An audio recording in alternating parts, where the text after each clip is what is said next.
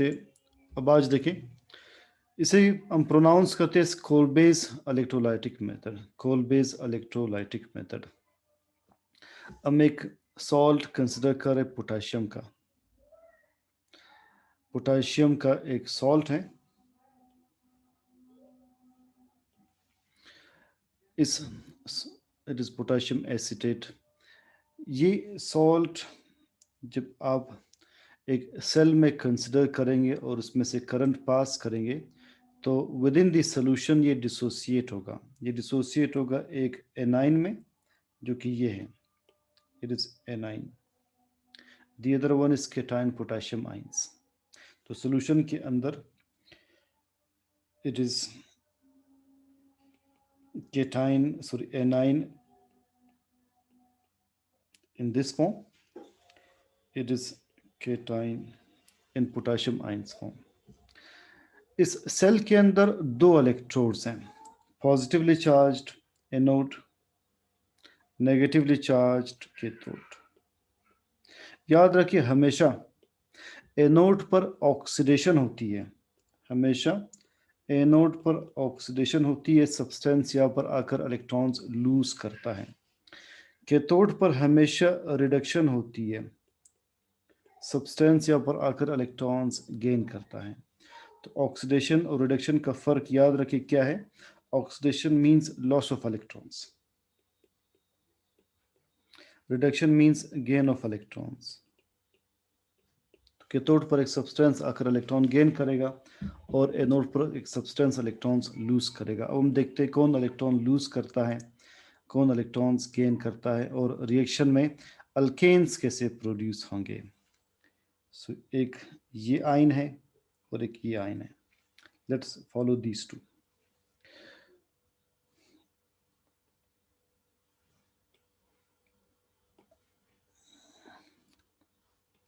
At anode,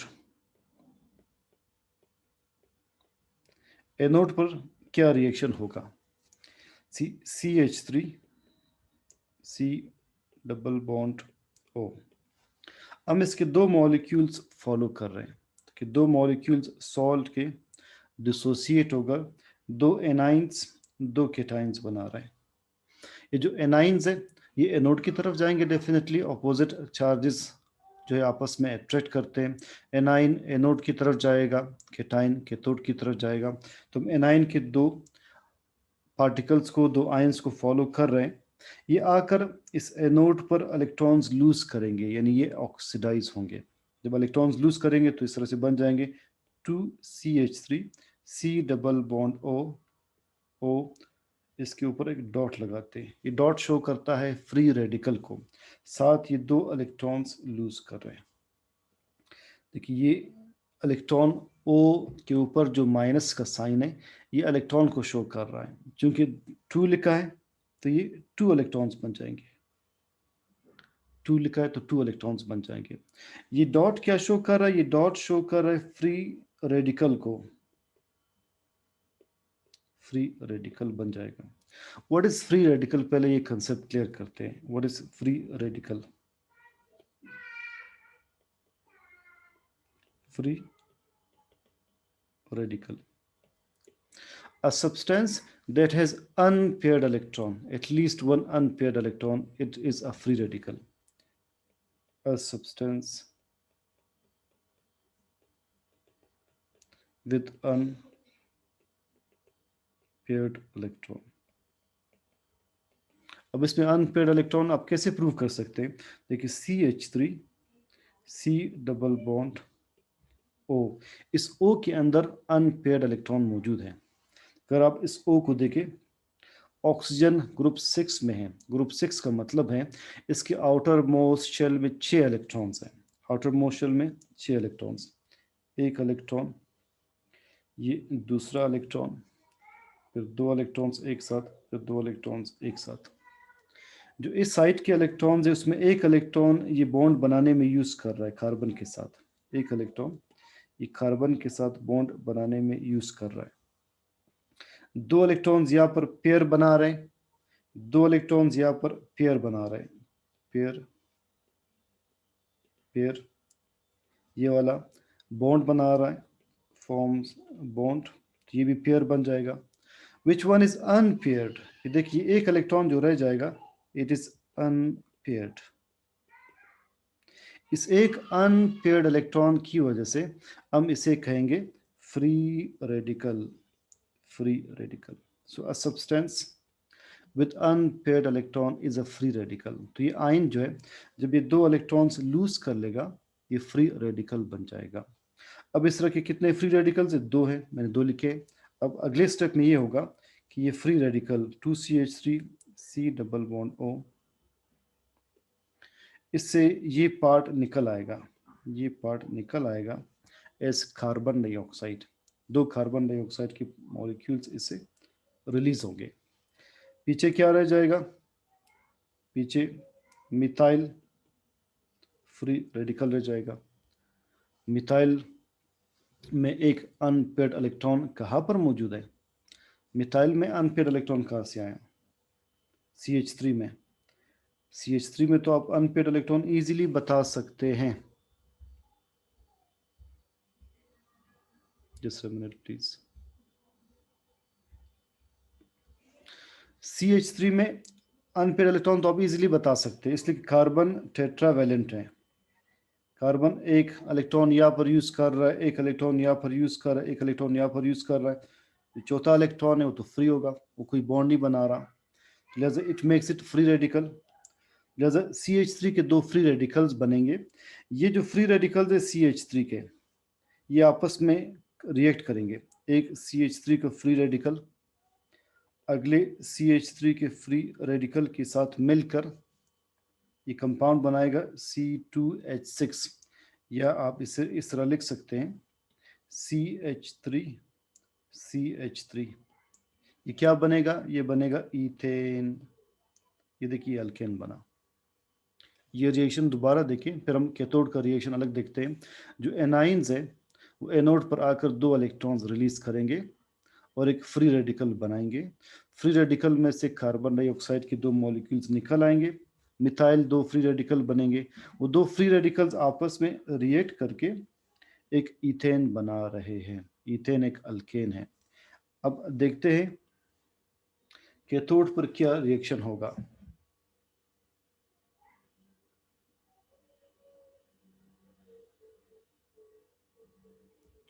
I hope दरमियान में आपने ज़्यादा लूज नहीं किया। मैं इसे रिवाइज भी करता हूँ अकेडमिक में, अगर लाइट की वजह से प्रॉब्लम आई थी।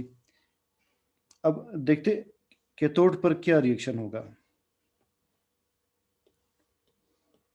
इसे आपने 4 बार लिखना है हर रिएक्शन को, तभी आपको क्लियर होंगे।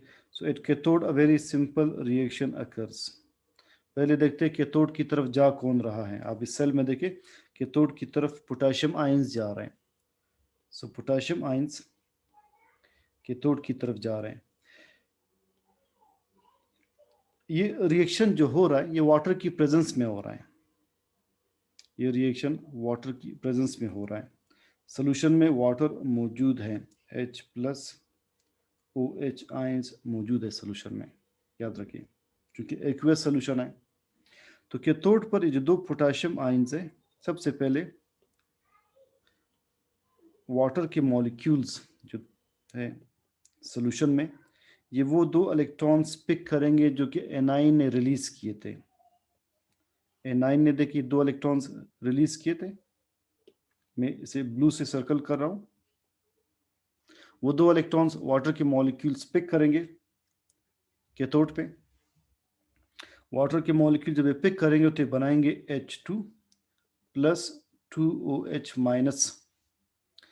वहाँ पर जो पोटेशियम आयंस है ये दो OH माइनस को पिक करेंगे और ये बनाएंगे पोटेशियम हाइड्रोक्साइड। बस इतना ही रिएक्शन कैथोड पर होगा। अब आप ये सारा रिएक्शन दोबारा देखें।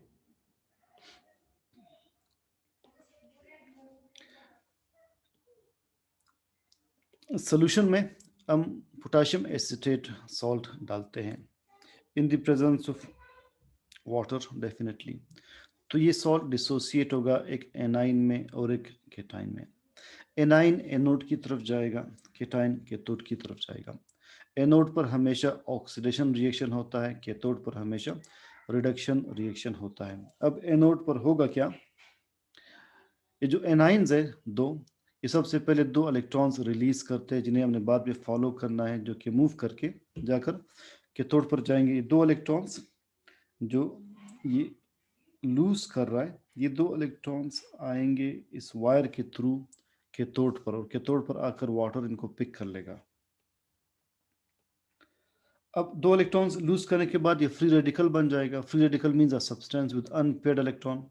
मैंने प्रूव किया कि इसमें अनपेयर्ड इलेक्ट्रॉन कहाँ से मौजूद हैं। अब ये free radical carbon dioxide release करेगा और मिथाइल फ्री रेडिकल बना देगा। इसे हम कहते हैं methyl free radical. It is methyl free radical. दो मिथाइल फ्री रेडिकल्स कंबाइन होकर इथेन बनाते हैं। ये इथेन बना। कैथोड पर वाटर उन दो इलेक्ट्रॉन्स को पिक करके H2 और OH बनाएगा। उन OH आयंस को पोटेशियम आयंस पिक करके 2KOH बना देंगे। ये था कोल्बेज electrolytic method.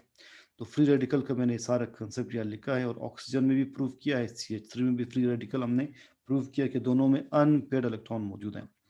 Number 4, from carbonyl compounds. Carbonyl compound कहते हैं, हमने बायोलॉजी में पढ़ा है, एल्डिहाइड को और कीटोन को।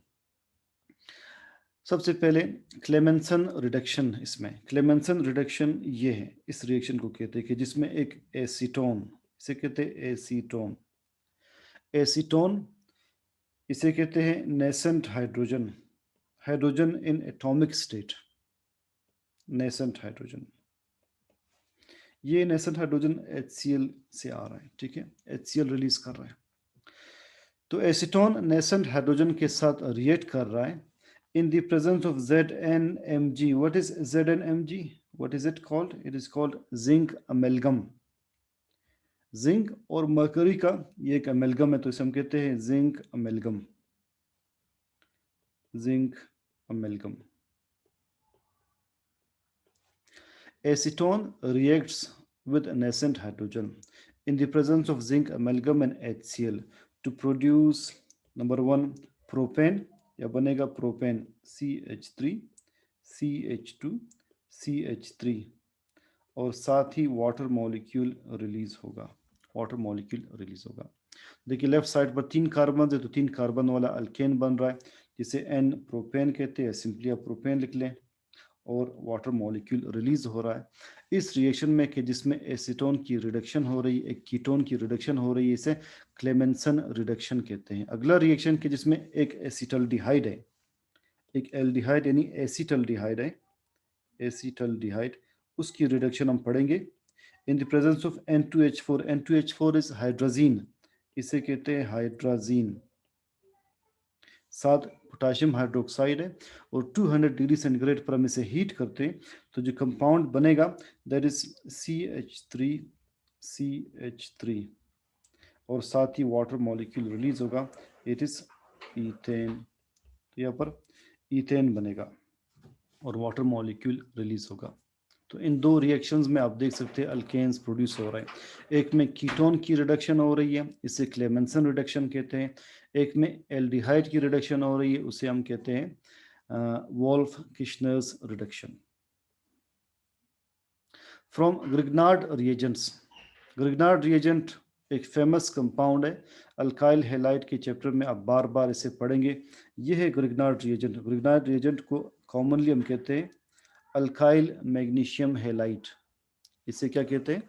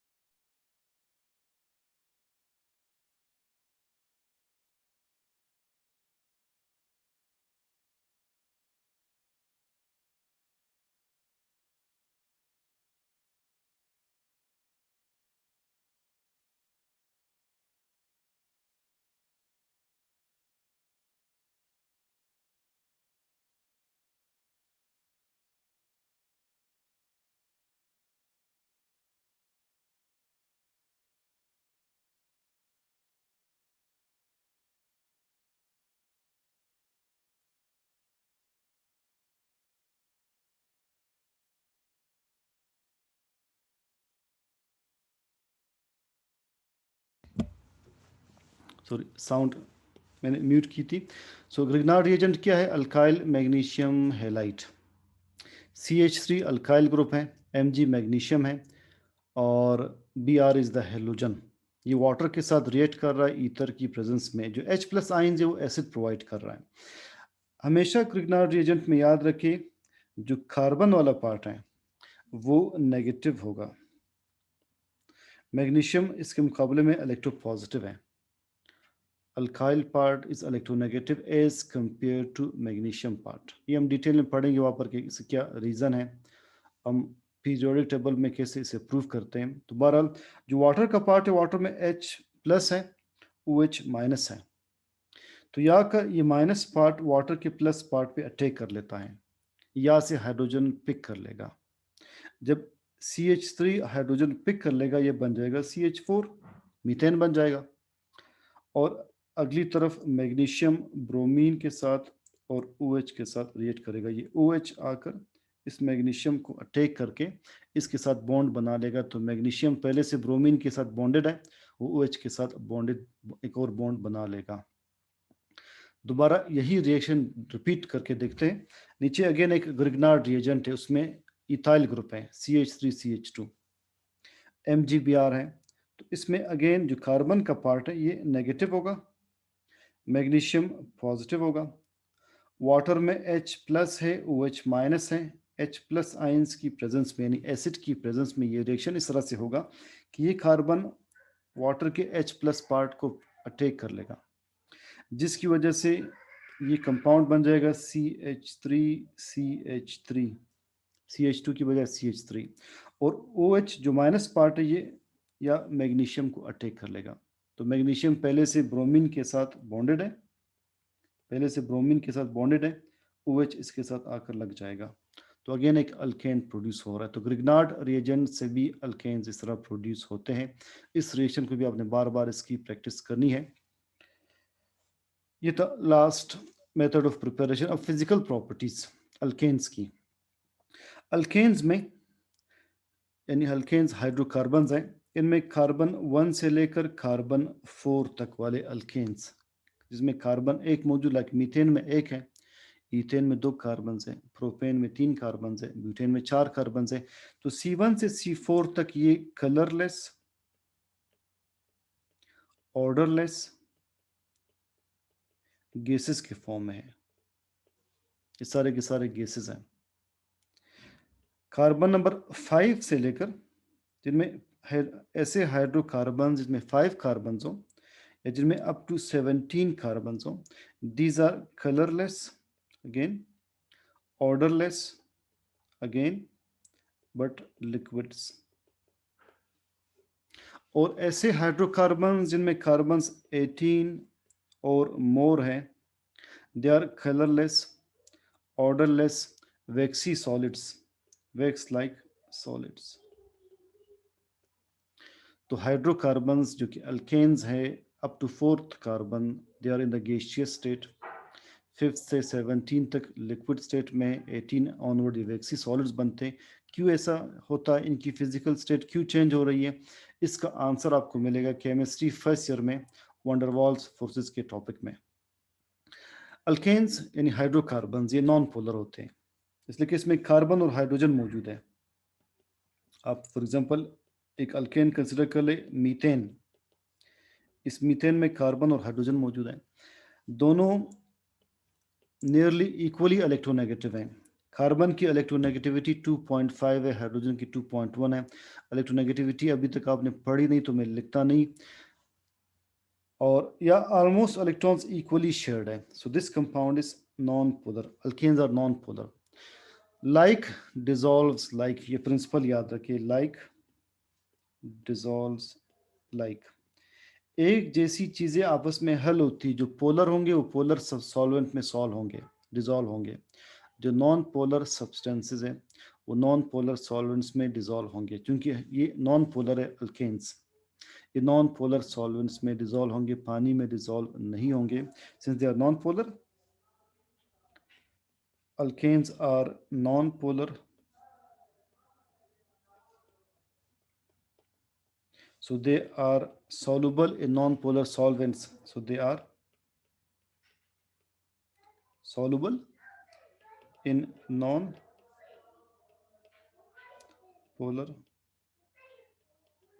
solvents. थर्ड, इनके मेल्टिंग पॉइंट्स और बॉइलिंग पॉइंट्स कैसे बढ़ते हैं? जितनी कार्बन्स की तादाद बढ़ेगी, मेल्टिंग और बॉइलिंग पॉइंट्स इनके बढ़ेंगे.